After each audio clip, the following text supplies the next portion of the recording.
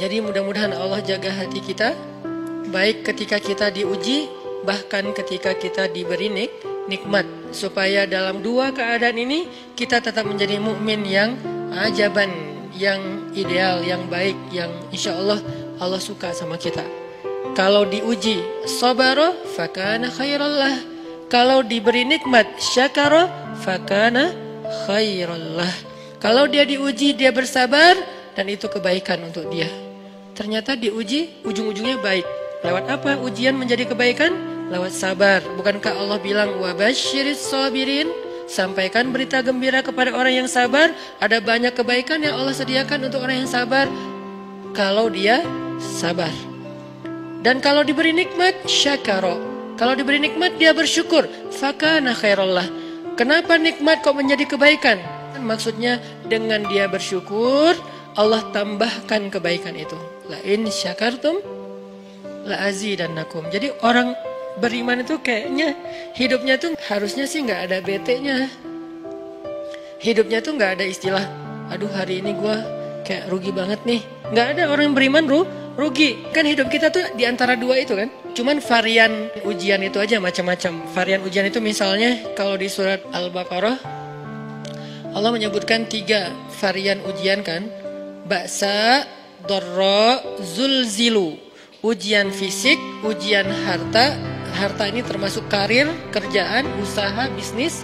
Dan ujian zulzilu, ujian perasaan, termasuk diputusin, atau orang yang dekat sama kita jadian sama yang lain, atau mungkin di unfollow oleh ya gitu deh. Saya kalau udah ngebahas bab ini agak gimana gitu. Jadi 3 varian ini masuk kategori apa? Masuk kategori ujian. Tetap aja 2. Kalau nggak ujian nikmat. Antara 2 itu nih. In asabathu sarra syakara wa in asabathu dharra sabara. Udah gitu aja. Dan nanti bahkan sampai ayatnya gini. Alladzina yunfiquna fis sarra'i wad dharra. Orang yang tetap beramal soleh lewat hartanya dalam keadaan dia berkelebihan atau dalam keadaan dia kekurangan. Itu mukmin, keren banget gitu. Dia tuh nggak pernah kehilangan kesempatan berbuat baik. Baik beramal soleh ketika dia dalam keadaan dikasih nikmat, maupun beramal soleh ketika dia dikasih ujian, tetap aja beramal soleh. Contoh yang ayat tadi, yunfikuna fis sarra, berinfak dalam keadaan sarra, dalam keadaan bahagia, senang, lagi dapat untung gitu kan. Ataupun yunfikuna fit dharra, tetap berinfak walaupun dia dalam keadaan dharra, dalam keadaan susah, dalam keadaan dor itu kan bahaya. Nih kalau saya infak nih bahaya nih buat saya nih. Kalau saya kasih nih saya kayak nggak ada tabungan buat mahar nih.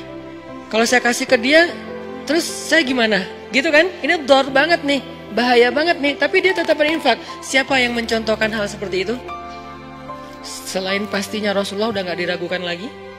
Yang jadi kayak simbol berinfak walaupun dia butuh.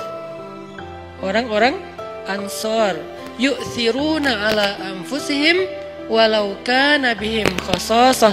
Mereka mendahulukan orang muhajirin atas dirinya sendiri, walaupun sebetulnya dia juga butuh kepada kebaikan itu.